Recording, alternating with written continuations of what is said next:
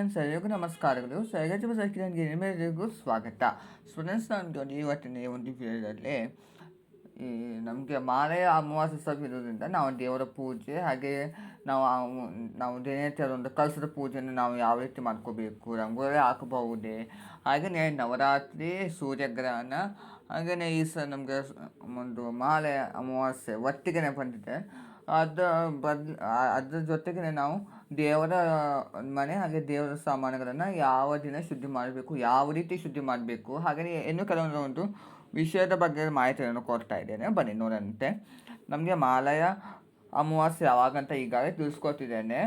ನಾವು ಸೆಪ್ಟೆಂಬರ್ 21ನೇ ತಾರೀಕು ಭಾನುವಾರದಂದು ಆಚರಣೆ ಮಾಡ್ತೇವೆ. ಹಾಗೆ ಅದೇ ದಿವಸ ನಮಗೆ ರಾತ್ರಿ ಸೂರ್ಯಗ್ರಹಣ ಸಹ ಇರುವಂಥದ್ದು. ಅದು ನಮಗೆ ಭಾರತ ದೇಶದಲ್ಲಿ ಗೋಚರಿಸುವುದಿಲ್ಲ, ಅದರಿಂದ ನಮಗೆ ಸೂತಕದ ಮಾನ್ಯತೆ ಸಹ ಇರುವುದಿಲ್ಲ, ಹಾಗೆ ನಾವು ಅದನ್ನು ಆಚರಣೆ ಸಹ ಮಾಡುವುದಿಲ್ಲ. ಅಷ್ಟು ನಮಗೆ ಕನ್ಫರ್ಮ್ ಆಗಿದೆ. ಮತ್ತು ನಾವು ದೇವರ ಸಾಮಾನುಗಳು ಹಾಗೆ ದೇವರ ಪೂಜೆ ಮಾಲೆಯ ಅಮಾವಾಸ್ಯೆಯನ್ನು ನಾವು ಯಾವ ರೀತಿ ಮಾಡಬೇಕು ಅನ್ನೋದಾದರೆ, ಮಾಲೆಯ ಅಮಾವಾಸ್ಯೆಯಲ್ಲಿ ನಾವು ಪಿತೃಪಕ್ಷವನ್ನು ಆಚರಣೆ ಮಾಡ್ತೇವೆ. ನೀವು ಪಿತೃಪಕ್ಷವನ್ನು ಆಚರಣೆ ಮಾಡದೇ ಇರಲಿ, ಆದರೆ ನಾವು ದೇವರ ಪೂಜೆಯನ್ನು ಮಾತ್ರ ಯಾವುದೇ ಕಾರಣಕ್ಕೂ ಮಾಡಲು ಬರುವುದಿಲ್ಲ. ಯಾಕೆಂದರೆ ಪಿತೃಗಳು ನಮ್ಮ ಮನೆಗೆ ಬಂದಿರ್ತಾರೆ. ಸೊ ಆದ ಕಾರಣಕ್ಕೆ ನಾವು ದೇವರ ಪೂಜೆಯನ್ನು ಮಾಡಬಾರ್ದು. ಯಾವ ಥರ ನಾವು ಸರಳವಾಗಿ ನಾವು ಪೂಜೆಯನ್ನು ಮಾಡ್ಕೋಬೇಕು ಅನ್ನೋದಾದರೆ, ನಾವು ಹೊಸ್ತಿಲಿಗೆ ರಂಗೋಲಿನ ಹಾಕಬಾರ್ದು, ತುಳಸಿ ಕಟ್ಟೆಗೆ ರಂಗೋಲಿನ ಹಾಕಬಾರ್ದು. ನಾವು ದಿನನಿತ್ಯ ಒರೆಸಿ ಹಾಗೆಯೇ ಬಿಡಬೇಕು. ಅದು ಅರಿಶಿನ ಕುಂಕುಮ ಹಚ್ಚುವಂಥದ್ದು, ಹೂ ಇರುವಂಥದ್ದು ಏನೂ ಸಹ ಮಾಡಬಾರ್ದು. ನೀವು ಕ್ಲೀನಾಗಿ ಒರೆಸಿ ಹಾಗೆಯೇ ಇಟ್ಬಿಡಿ. ಅಷ್ಟೇ. ನೀವು 12:30 ನಂತರ ನೀವು ಪಿತೃಪಕ್ಷದ ಪೂಜೆಯನ್ನು ಮಾಡ್ಕೋಬಹುದು. ಹಾಗೆಯೇ ದೇವ್ರ ಮನೆಯಲ್ಲಿ ಯಾವ ರೀತಿಯ ಪೂಜೆಯನ್ನು ಮಾಡ್ಕೋಬೇಕು ಅನ್ನೋದಾದರೆ, ನಾನು ನಿಮಗೆ ಈಗಾಗಲೇ ತಿಳಿಸ್ಕೊಟ್ಟಿದ್ದೆ, ದಿನನಿತ್ಯ ಕಲಸದ ಕಾಯಿ ನಾವು ಬದಲಾವಣೆ ಮಾಡುವುದು ಬೇಡ ಅಂತ. ಯಾಕಂದರೆ ನಮಗೆ ಈ ಸಲ ಈ ಮಾಲೆಯ ಅಮಾವಾಸ್ಯವಾಗೋದ್ರಿಂದ ನಾವು ದಿನನಿತ್ಯದ ಕಲಸದ ಕಾಯಿಯನ್ನು ಬದಲಾವಣೆ ಮಾಡುವುದು ಬೇಡ.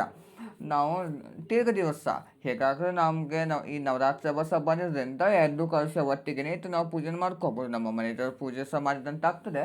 ಹಾಗೆಯೇ ಒಂದು ಅಮ್ಮನವ್ರ ಪೂಜೆ, ನಾವು ದುರ್ಗಿಯದು ಅಂತ ಒಂದು ಕಲಶವನ್ನು ಸ್ಥಾಪನೆ ಮಾಡ್ತೀವಲ್ವ ನಾವು.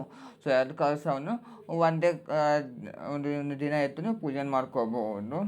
ಅದರ ಜೊತೆಗೇ ನೀವು ಒಂದೇ ಕಲಶಕ್ಕೆ ಪೂಜೆ ಮಾಡ್ತೀರ ಅನ್ನೋದಾದರೆ, ಅಂದರೆ ನೀವು ದಿನನಿತ್ಯ ಇಡುವಂಥ ಕಲಶಕ್ಕೆ ಪೂಜೆ ಮಾಡ್ತೀರ ಅನ್ನೋದಾದರೆ ಆ ರೀತಿ ಸಹ ಮಾಡ್ಕೋಬೋದು, ಏನು ತೊಂದರೆಯಿಲ್ಲ. ಆದರೆ ನೀವು 2 ಕಲಶವನ್ನು ಇಡ್ತೀರ ಅನ್ನೋದಾದರೆ ಸಹ ನೀವು ಮಾಡ್ಬೋದು. ಹೊಸ ಕಾಯಿಯನ್ನು ನೀವು ಅಮ್ಮನವ್ರ ಕಲಶಕ್ಕೆ ಸಹ ಇಡಬೇಕು. ಹಾಗೆ ಹೊಸ ಕಾಯಿ ನಿಮ್ಮ ಮನೆಯವರ ಕಲಶಕ್ಕೆ ಸಹ ಇಟ್ಟು ನೀವು ಪೂಜೆಯನ್ನು ಮಾಡ್ಕೋಬೇಕು. ಇದು ಹೊಸ ತಿಂಗಳಿನ ಒಂದು ಕಾಯಿ ಆಗಿರ್ತದೆ ನಿಮ್ಮ ಮನೆಯವರ ಕಲಶಕ್ಕೆ. ಹಾಗೆಯೇ ತಿರುಗಿ ದಿವಸವೇ ನಮಗೆ ಮಂಗಳವಾರ ಬರ್ತದೆ. ಸೊ ಮಂಗಳವಾರ ನೀವು ಮತ್ತೊಂದು ಸಲ ಕಲಶವನ್ನು ನೀವು ಬದಲಾವಣೆ ಮಾಡಬೇಕು. ದಿನನಿತ್ಯದ ಕಲಶ ಮತ್ತು ನೀವು ನವರಾತ್ರಿ ಹಬ್ಬಕ್ಕೆ ಇಟ್ಟುವಂಥ ಕಲಶ ಮಾತ್ರ ನೀವು ತೆಗೆಯಲೇಬಾರ್ದು. 11 ದಿನ ಕಳಿಬೇಕು. 11 ದಿನ ಆಗಿದ ನಂತರ ಅದನ್ನು ನಾವು ವಿಸರ್ಜನೆ ಮಾಡಬೇಕಾಗಿರುತ್ತದೆ. ಹಾಗೆ ನಾವು ಪ್ರತಿ ಅಮಾವಾಸ್ಯೆಗೂ ಲಿಂಬೆ ಹಣ್ಣನ್ನು ಹೆಚ್ಚಿರ್ತೀವಿ ಅಲ್ವಾ, ದೇವರ ಮುಂದೆ ಒಂದು ಲಿಂಬೆ ಹಣ್ಣು, ಹಾಗೆ ಬಾಗಿಲಿಗೆ ಒಂದು ಲಿಂಬೆ ಹಣ್ಣು. ನಾವು ಈ ಸಲ ಪಿತೃಪಕ್ಷದ ಅಮಾವಾಸ್ಯವಾಗೋದ್ರಿಂದ ಅದನ್ನು ಸಹ ನಾವು ಮಾಡೋದು ಬರುವುದಿಲ್ಲ. ಅದು ನೀವು ಸರಳವಾಗಿಯೇ ನೀವು ಕಲಶವನ್ನು ನೀವು ಹಳೆ ಕಾಯಿಯೇ ನೀವು ಇಟ್ಟು ನೀವು ನೀರನ್ನು ಹಾಕಿ ವೀಳ್ಯದೆಲೆ ಇಟ್ಟು ಹಳೆ ಕಾಯನ್ನೇ ಇಟ್ಟು ಸ್ವಲ್ಪ ಮಟ್ಟಿಗೆ ಹೂವನ್ನು ಇಟ್ಟು 2 ದೀಪವನ್ನು ಹಚ್ಚಿಟ್ಟು ನಮಸ್ಕಾರ ಮಾಡ್ಕೊಳ್ಳಿ. ಅಷ್ಟೇ ಮಾಡುವಂಥದ್ದು. ಮತ್ತು ಪೂಜೆ ಮಹಾಮಂಗಳಾರತಿ ಏನೆಲ್ಲ ಸಹ ನಾವು ಮಾಡೋದು ಬರುವುದಿಲ್ಲ. ಸರಳವಾಗಿ ಅಷ್ಟು ಮಾಡಿಕೊಂಡು ನಂತರ ನೀವು ಊಟವನ್ನು ಮಾಡ್ಕೋಬಹುದು. ನೀವು ಪಿತೃಪಕ್ಷ ಮಾಡುವುದಾದರೆ ಪಿತೃಪಕ್ಷವನ್ನು ನೀವು ಆಚರಣೆ ಮಾಡ್ಬೋದು. ಇಷ್ಟು ನೀವು ಈ ಅಮಾವಾಸ್ಯೆ ಬಗ್ಗೆ ನೀವು ತಿಳ್ಕೊಳ್ಬೇಕಾಗಿರುವಂಥದ್ದು. ಹಾಗೆಯೇ ಒಂದು ದೇವರ ಸಾಮಾನುಗಳನ್ನು ನಾವು ಯಾವ ದಿನ ಒಂದು ವಿಸರ್ಜನೆ ಅಂದರೆ ಶುದ್ಧಿ ಮಾಡಬೇಕು ಅನ್ನೋದಾದರೆ, ನಾವು ಶನಿವಾರ ನಮಗೆ ಈ ಸಲ 20ನೇ ತಾರೀಕು ಬಂದಿರುವಂಥದ್ದು. ಆವತ್ತಿನ ದಿವಸ ನೀವು ಎಲ್ಲ ದೇವರ ಮನೆ ಪೂರ್ತಿ ನೀವು ತೆಗೆದು ಎಲ್ಲದನ್ನು ನೀವು ಶುದ್ಧಿ ಮಾಡ್ಕೋಬಹುದು ಶನಿವಾರ. ಭಾನುವಾರ ನೀವು ಮತ್ತೊಂದು ಸಲ ಕಲಶವನ್ನಿಟ್ಟು ನೀವು ಪೂಜೆ ಮಾಡ್ತೀವಿ ಅಲ್ವಾ. ಸೊ ಅದಕ್ಕೆ ನೀವು ಶನಿವಾರ ನೀವು ಪೂರ್ತಿಯಾಗಿ ನೀವು ತೆಗೆದು ಹುಣಸೆ ಹಣ್ಣು, ಸಬೀನ, ಲಿಂಬೆ ಹಣ್ಣು, ಹಾಗೆಯೇ ಒಂದು ಗೋಮೂತ್ರ, ಗಂಗಾಜಲ ಎಲ್ಲದನ್ನು ಹಾಕಿ ನೀವು ಶುದ್ಧಿ ಮಾಡ್ಕೊಳ್ಳಿ. ದೇವರ ಮನೆಯನ್ನು ಪೂರ್ತಿ ದೇವರ ಮನೆಯನ್ನು ತೆಗೆದು ಜೇರ್ಬರೆ ಇದ್ದ ಸಂಪೂರ್ಣವಾಗಿ ಅದನ್ನು ಶುದ್ಧಿ ಮಾಡಿಕೊಂಡು ವಿಗ್ರಹಗಳನ್ನು ಸಹ ತಿಕ್ಕಿ ತೊಳೆದು ಉಜ್ಜಿ ಶುದ್ಧಿ ಮಾಡಿಕೊಂಡು ನಂತರದಲ್ಲಿ ಹೊಸದಾಗಿ ಅರಿಶಿನ ಕುಂಕುಮ ಹಚ್ಚಿಟ್ಟು ನೀವು ಭಾನುವಾರ ಸರಳವಾಗಿ ನೀವು ನಮಸ್ಕಾರ ಮಾಡ್ಕೋಬಹುದು, ಅದನ್ನು ಇಟ್ಟು ನೀವು ಶನಿವಾರ ಶುದ್ಧಿ ಮಾಡ್ಕೋಬೇಕು. ಹಾಗೆ ನಮಗೆ ಸೋಮವಾರ ನಮಗೆ ನವರಾತ್ರಿ ಹಬ್ಬ ಸಹ ಪ್ರಾರಂಭವಾಗುವುದರಿಂದ ನಾವು ಮತ್ತೊಂದು ಸಲ ಎಲ್ಲದನ್ನು ಸಹ ನಾವು ತೆಗಿಬೇಕು. ಅಂದರೆ ಎಲ್ಲದನ್ನು ಉಜ್ಜಿ ತೊಳಿಬೇಕಂತೇನಿಲ್ಲ, ಸ್ವಲ್ಪ ನೀರಿಗೆ ನೀವು ಗಂಗಾಜಲ, ಗೋಮೂತ್ರ, ಸ್ವಲ್ಪ ಅರಿಶಿನವನ್ನು ಹಾಕಿ ಎಲ್ಲ ವಿಗ್ರಹಗಳನ್ನು ನಾವು ಅಭಿಷೇಕ ಮಾಡ್ಕೋಬೇಕು. ನೀವು ಏನೇನು ಇಡ್ತೀರಿ ನವರಾತ್ರಿ ಹಬ್ಬಕ್ಕೆ ಎಲ್ಲದನ್ನು ಸಹ ಕಳಸ, ಗಂಟೆ, ಹಾಗೆ ಮುಖಪದ್ಮ, ತಟ್ಟೆ, ಹಾಗೆ ದೇವರ ವಿಗ್ರಹ ಎಲ್ಲದನ್ನು ಸಹ ನಾವು ಸ್ವಲ್ಪ ಮಟ್ಟಿಗೆ ನಾವು ತೊಳೆದುಕೊಂಡ್ರೆ ನಂತರದಲ್ಲಿ ನಾವು ಈ ನವರಾತ್ರಿ ಪೂಜೆಗೆ ಅದನ್ನು ನಾವು ಬಳಸ್ಕೋಬಹುದು, ಎಲ್ಲ ಈ ಸಾಮಾನುಗಳನ್ನು ಹಾಗೆ ದೇವರ ವಿಗ್ರಹಗಳನ್ನು ಸಹ. ಆ ಥರ ನೀವು ಒಂದು ಈ ದೇವರ ಮನೆ ಶುದ್ಧಿಯನ್ನು ಮಾಡ್ಕೋಬೇಕು. ನಮಗೆ ಸೂರ್ಯಗ್ರಹಣ ಏನು ಸಹ ಸೂತಕ ಬರುವುದಿಲ್ಲ. ಸೊ ಅದು ಧಾರಾಳವಾಗಿ ಎಲ್ಲದನ್ನು ಸಹ ನೀವು ಆಚರಣೆ ಮಾಡ್ಕೋಬಹುದು.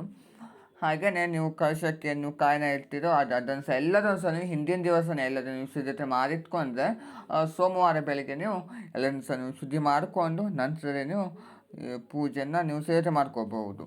ಅಂದರೆ ನೀವು ಬೆಳಗ್ಗೆನೇ ನೀವು ಹೇಳ್ಬೇಕು. ಯಾಕಂದರೆ ನಾವು ಪಿತೃಪಕ್ಷವನ್ನು ನಾವು ಆಚರಣೆ ಮಾಡಿರ್ತೀವಿ, ಎಲ್ಲದನ್ನು ಸಹ ನಾವು ತೆಗಿಬೇಕು. ಎಲ್ಲ ಕಲಶ ಇಟ್ಟಿರ್ತೀರಿ, ಎಲ್ಲ ದೀಪ ಎಲ್ಲದನ್ನು ಸಹ ನಾವು ಈ ಪಿತೃ ಪೂಜೆಗೆ ಇಟ್ಟಿರುವಂಥ ಶುದ್ಧಿ ಮಾಡಿಕೊಂಡು ನಂತರದಲ್ಲಿ ಮನೆಯೆಲ್ಲ ಶುದ್ಧಿ ಮಾಡಿ ನೀವು ಸ್ನಾನ ಮಾಡಿಕೊಂಡು ನಂತರದಲ್ಲಿ ನೀವು ಬನ್ನಿ ಮರದ ಪೂಜೆ, ಹೊಸದ ಪೂಜೆ, ತುಳಸಿ ಪೂಜೆ, ನಿಮ್ಮ ಕುಲದೇವರ ಪೂಜೆ, ಗಣೇಶ ಪೂಜೆ, ಹಾಗೆ ನಂತರದಲ್ಲಿ ನಾವು ಅಮ್ಮನವರ ಕಲಶವನ್ನು ನಾವು ಘಟಸ್ಥಾಪನೆ ಮಾಡಬೇಕು. ಹಾಗೆ ಅಖಂಡ ದೀಪಾವಳಿ ಮಾಡುವಂಥದ್ದು.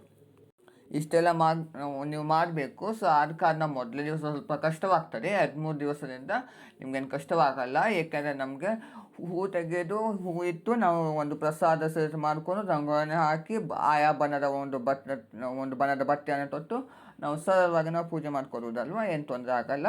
ನೀವು ಸರಳವಾಗಿ ನೀವು ಮಾಡ್ಕೊಳ್ತಾ ಹೋಗ್ರಿ. ನಾನು ನಿಮಗೆ ಅದ್ರ ಬಗ್ಗೆ ಸಂಪೂರ್ಣವಾದ ಒಂದು ಮಾಹಿತಿಯನ್ನು ಕೊಡ್ತಾ ಹೋಗ್ತೀನಿ. ನೋಡಿದ್ರೆ ಫ್ರೆಂಡ್ಸ್, ಇವತ್ತಿನ ಈ ಒಂದು ವಿಡಿಯೋದಲ್ಲಿ ನಾನು ನಿಮಗೆ ಈ ಮಹಾಲಯ ಅಮಾವಾಸ್ಯೆ, ಸೂರ್ಯಗ್ರಹಣ ಹಾಗೆ ನವರಾತ್ರಿ ಹಬ್ಬದ ಬಗ್ಗೆ ಮಾಹಿತಿಯನ್ನು ಕೊಟ್ಟಿದ್ದೀನಿ. ಎಲ್ಲರಿಗೂ ಇಷ್ಟವಾಗಿದೆ ಅಂತ ನಾನು ಭಾವಿಸ್ತೀನಿ. ಇಷ್ಟವಾದರೆ ಲೈಕ್ ಮಾಡಿ, ಶೇರ್ ಮಾಡಿ, ಕಮೆಂಟ್ ಮಾಡಿ, ಹಾಗೆಯೇ ಒಂದು ಸಬ್ಸ್ಕ್ರೈಬ್ ಮಾಡ್ಕೊಳ್ಳಿ. Thank you.